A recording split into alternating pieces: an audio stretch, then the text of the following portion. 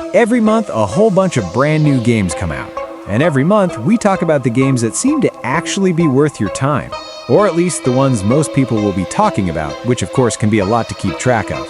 As always, I'm Daniel, and today we're going to be talking about RPGs. We've got 10 of them, and without any further ado, let's get right into the video.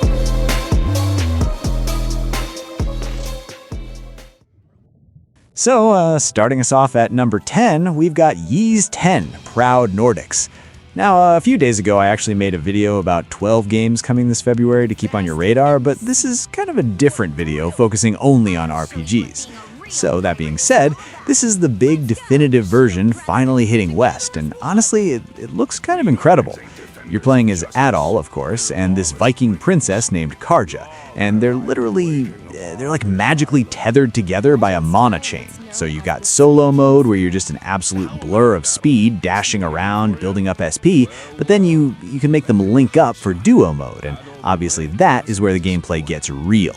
You're basically controlling both of them at once to smash through enemy armor bars. There's this revenge gauge too.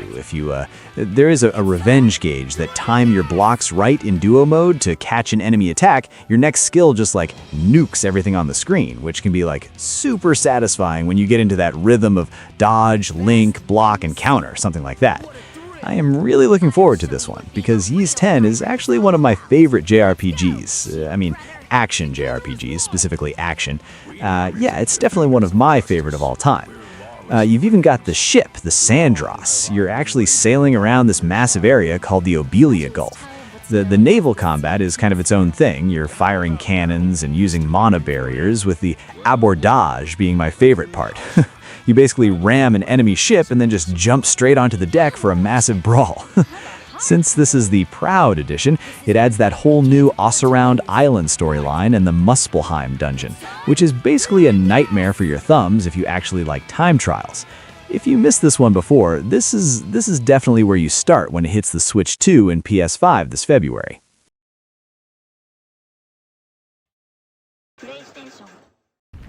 Across Seashell Island. Moving on to number 9, we have Under the Island. Under the Island is dropping on February 17th, and man, if you grew up on those classic 2D Zelda games, specifically the Minish Cap, this is basically a love letter to that entire era. It has you playing as Nia, and the whole hook is that your new home, Seashell Island, is literally sinking. So you've got to go, under the island to figure out why.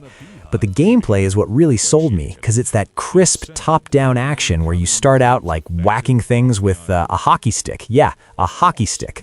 It's very 90s, like it has that charm, that 90s kid adventuring in the backyard kind of energy, which I love.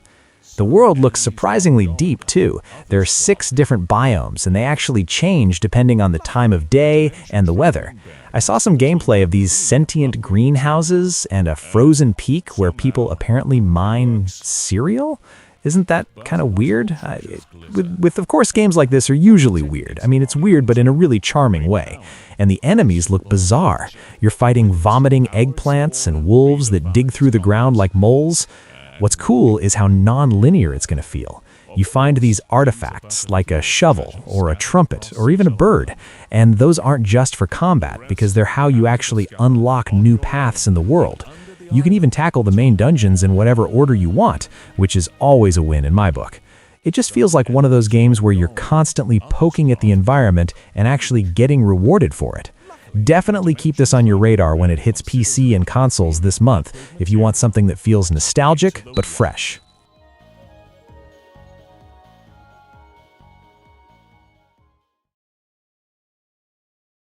Next over at number 8, we've got Tales of Berseria Remastered. If you're a fan of the series, you probably know this is basically the black sheep, and it's probably the best entry point if you want a JRPG with an actual edge to it. The combat is what usually throws people at first, but once it clicks, it's addicting.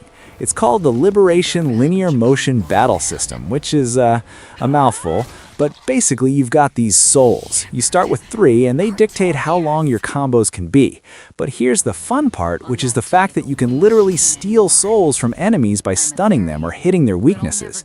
You have Velvet. Her break soul is just mean. She uses this demon claw to basically rip into enemies, and while she's in that state, her HP is draining, but she's basically an unstoppable monster.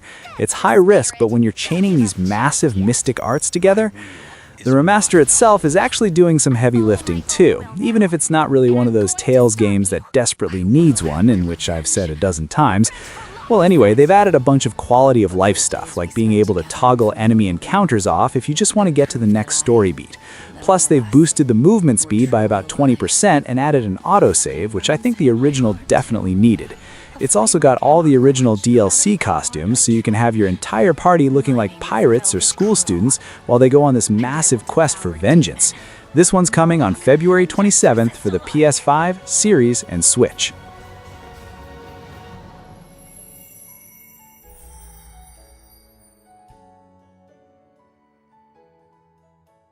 So coming in at number 7 is Menace. This is coming from the team that made Battle Brothers, so if you played that, you know exactly the kind of brutal we're talking about here.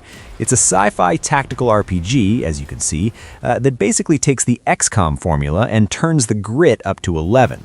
The first thing you'll notice about the gameplay is that you're not just moving individual superhero units, you're commanding entire squads. They move together, fire together, and most importantly, they panic together. There's this heavy emphasis on the suppression system. If you just spray a bunch of bullets at an enemy squad, even if you don't kill them, you're pinning them down. Their morale drops, they lose action points, and eventually they just break. It makes the firefights feel a lot more like an actual war zone and less like a, I don't know, you get what I mean, less like a board game. What's really cool, and honestly a bit stressful, is the way turns work. It's not all my guys, then all your guys. It's alternating. I move a squad, you move a squad. It completely changes how you plan your flanking maneuvers because you can't just alpha strike everything before the enemy reacts. You've also got vehicles like tanks and mechs that you can bring down from your cruiser, the TCRN Impetus, but they're expensive. It's procedurally generated, so the maps and the missions keep things fresh, but the persistent injuries are what'll get you. Your soldiers get tired, they get traumatized, and if you push them too hard without letting them rest on the ship, they will fall apart in the middle of a push. If you liked the merciless feel of Battle Brothers but wanted it with mechs and plasma rifles, yeah, this is probably going to be your new obsession.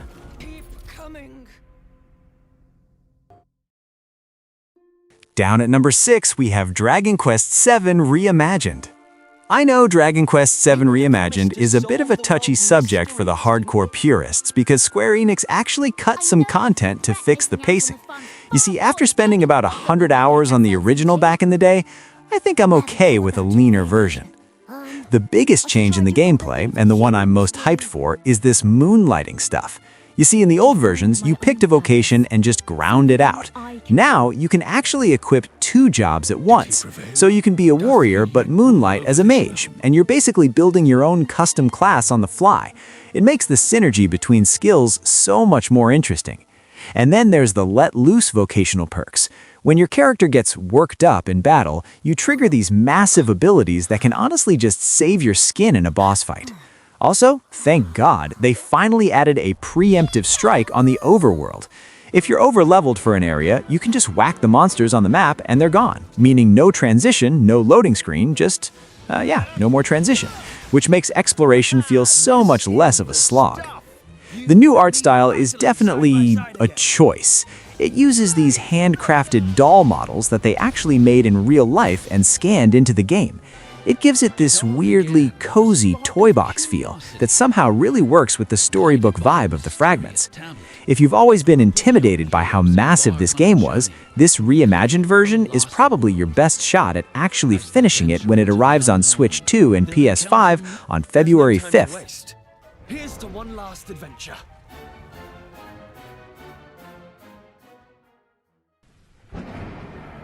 Moving on to number 5, we've got Norse Oath of Blood, in which I'm honestly vouching for this one as the sleeper hit of the month. It was originally supposed to be out earlier, but they pushed the PC release to February 17th. Basically, if you're into that raw, gritty Viking aesthetic, not the flashy God of Thunder stuff, but the actual brutal historical vibe, Norse Oath of Blood is it. The gameplay looks really tight. It's tactical, turn-based, but what makes it look different is how much the terrain actually matters.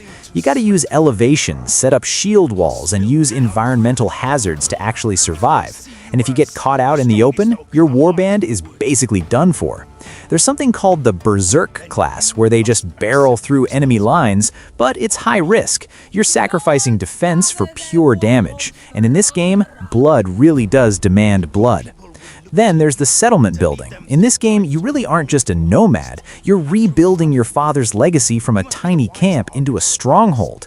You have to manage your villagers, farmers, smiths, warriors, and those decisions actually bleed back into the combat. Better smiths mean better axes, which means your spear breaker can actually crack through those heavy armor sets. It's written by Giles Christian, who's said to be a beast at Viking fiction, so the story should feel less like a generic quest and more like an actual saga of vengeance.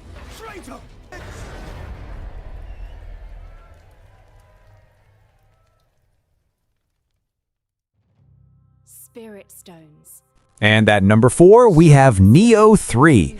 Team Ninja is basically taking everything from the first 2 games and blowing it out into these massive open field areas, in which it's not a full open world in the Ubisoft sense, but the maps are huge and way less linear than what we're used to.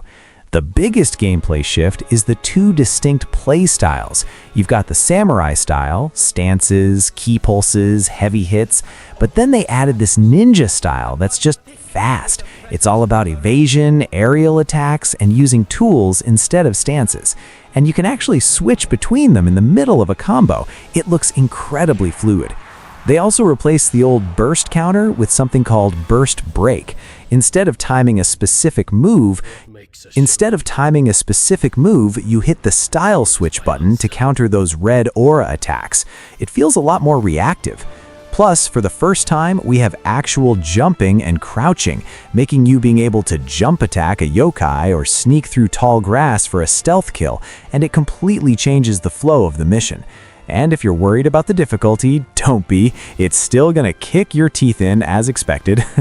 Also, they've added a 3-player co-op for the entire campaign, so you can at least suffer with friends. If you played the demo that just dropped, you already know the mist stuff for the ninja style is a total game changer for distracting bosses. To cut the long story short, honestly, this might just be the action RPG to beat this year when it hits PS5 and PC this week. Who might you be, warrior? Tokugawa. Takechio. Coming in at number 3 is Yakuza Kiwami 3 and Dark Ties. This is a massive one, and it's honestly a 2-for-1 deal that seems to fix literally everything people hated about the original PS3 version. It's the full Dragon Engine remake of Kiryu's Okinawa trip, but it also packs in a whole new standalone game called Dark Ties, where you play as his rival Yoshitaka Mine. The gameplay in the Kiryu side is finally smooth, because they've totally revamped the Dragon of Dojima style and added this new Ryukyu style that uses traditional Okinawan weapons. It's fast, it's brutal, and honestly, the orphanage stuff looks a lot more fun now. You've got this daddy rank system, now where you do these intense Cooking Mama style mini-games or help the kids with homework to unlock actual combat buffs, which I feel it makes the peaceful life parts feel way more connected to the actual brawling. But the real star for me is Dark Ties. Playing as Mine is a completely different vibe. They also added a full-on roguelite mode called Survival Hell, where you fight through these randomized concrete corridors, picking up gospel treasures for permanent stat boosts. It's basically Sifu meets Yakuza with a timer ticking down. Not really much to say for this one though. Yakuza Kiwami 3 and Dark Ties is hitting PS5, Xbox, and PC on February 12th.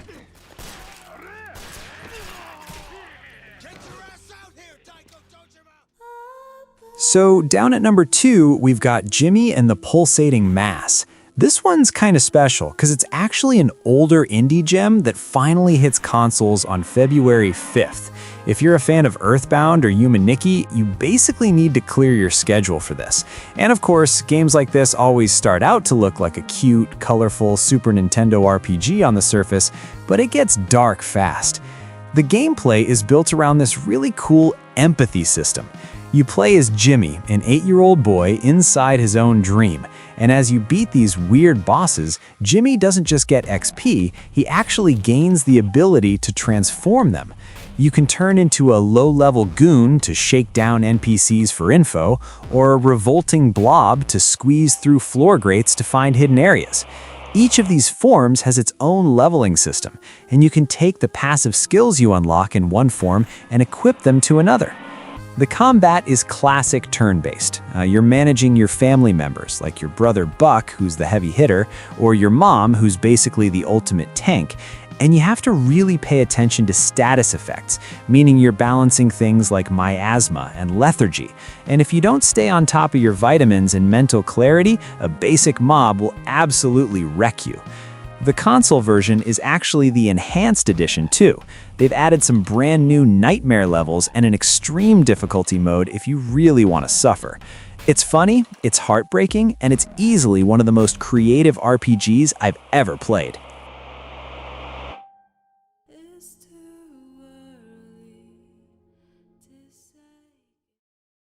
And finally, coming in at number 1, we've got Wizman's World Retry. This is an HD remaster of a cult classic Jaleco JRPG that never actually left Japan back on the DS, making it probably the most unique thing on this entire list. The gameplay revolves around Klaus, this young wizard, and his 3 homunculi companions. Now at first glance, they just look like standard party members, but the anima fusion is where things get wild, because you actually have them absorb the souls of the monsters you defeat. When you do that, they inherit the stats, the skills, and even the physical appearance of those monsters.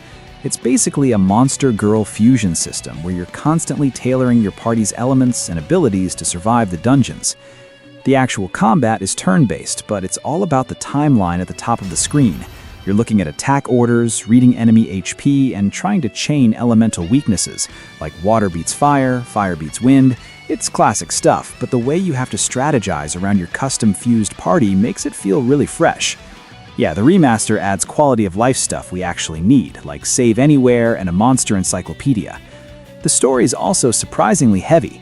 You're trapped in this city called Wizarest that's been cut off from the world for 100 years, and everyone has amnesia.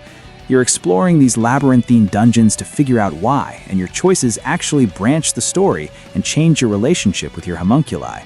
If you're into 2D pixel art and deep experimental mechanics that you can't find in AAA games anymore, this is one when it comes on February 19th. If you enjoyed this video, make sure to leave a like, subscribe, and also turn on the notification. Lastly, don't forget to drink water and get some sun. Thanks for watching, and I'll catch you in the next one.